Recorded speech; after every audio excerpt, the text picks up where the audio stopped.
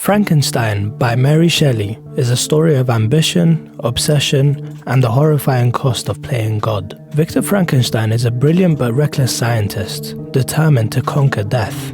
He scours graveyards for the most beautiful human parts, hoping to assemble a perfect being, one he will bring to life with an experiment using electricity. But the moment his creation opens its eyes, Victor realizes his mistake.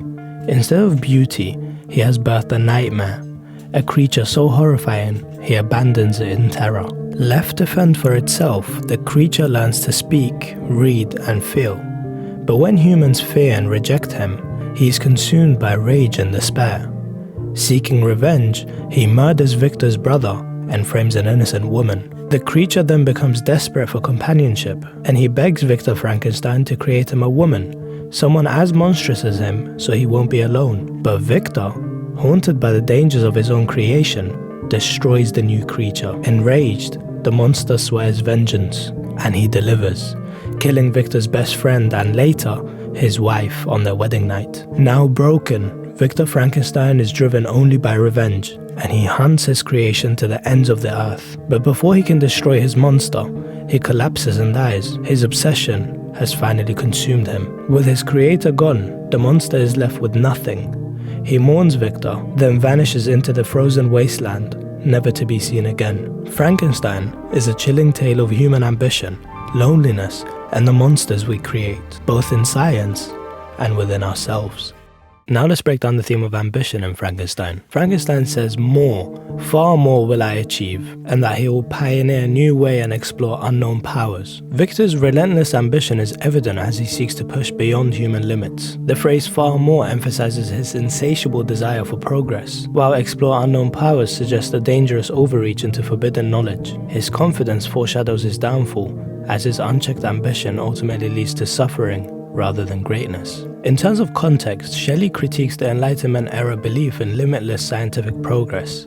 Scientists like Luigi Galvani experimented with reanimating dead tissue using electricity, and this raised fears about the moral consequences of such discoveries. Shelley parallels Victor's ambition with the myth of Prometheus, who was punished for stealing fire from the gods, warning against overstepping natural boundaries. And in fact, the alternative title to Frankenstein is the Modern Prometheus, for this reason. The second quote is where Frankenstein says, "A new species would bless me as its creator." Victor's arrogance is exposed here. He expects gratitude and worship, rather than responsibility for his creation. The phrase "bless me" reveals his self-importance, suggesting he sees himself as a godlike figure. However, this is deeply ironic because his creature is condemned to misery rather than admiration. Contextually, Shelley was influenced by Romanticism, which valued emotion and nature over scientific rationalism. This also reflects religious anxieties. Victor's desire to create life mirrors biblical themes of divine power, reinforcing the dangers of playing God in a world that punishes those who defy natural order.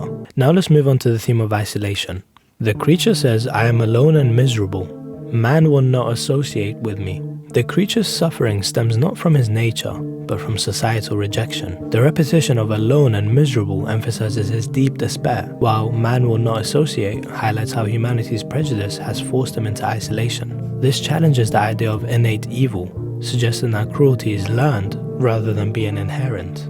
Historically, Shelley was influenced by Rousseau's idea of the noble savage, which argues that people are born good but shaped by their environment. The creature, much like Rousseau's idea, starts with innocence but becomes vengeful because of the constant rejection by society. This also reflects Shelley's own experiences of feeling isolated due to personal tragedies and societal pressures. The second quote is where the creature says, "Satan had his companions, but I am solitary and abhorred." The creature compares himself to Satan here, who is the central antagonist in Paradise Lost. Paradise Lost is a 17th century epic poem by John Milton that retells the biblical story of the fall of Lucifer.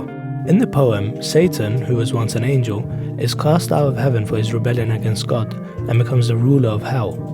However, despite his fall, he's not entirely alone. He still has fellow fallen angels to share in his suffering. The creature, by contrast, has no companions at all. The word solitary emphasizes his complete isolation, while abhorred, meaning hated or detested, suggests that he is not just alone but actively rejected by all of humanity. This deep alienation fuels his growing resentment and eventual turn to violence. Contextually, the reason why this reference was in the book is because Mary Shelley's father, William Godwin, really admired Paradise Lost, and the poem's themes of exile and suffering resonate strongly in Frankenstein. The creature, just like Satan in Paradise Lost, begins with a sense of hope and potential, but is gradually shaped by rejection into something society deems monstrous. This also reflects the Romantic era belief that environment and experience, rather than inherent nature, shape human behavior. Shelley critiques the way society alienates those who are different, showing how rejection and loneliness can lead to anger and destruction.